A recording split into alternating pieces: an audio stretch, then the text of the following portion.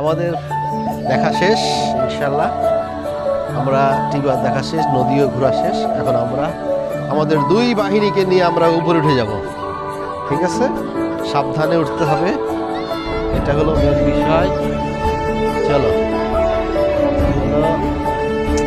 চলো, হ্যাঁ লাফ দাও।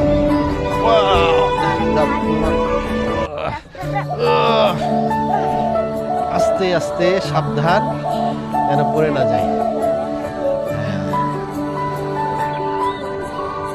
তাই না?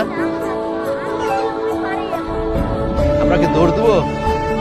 দৌড় দেবো?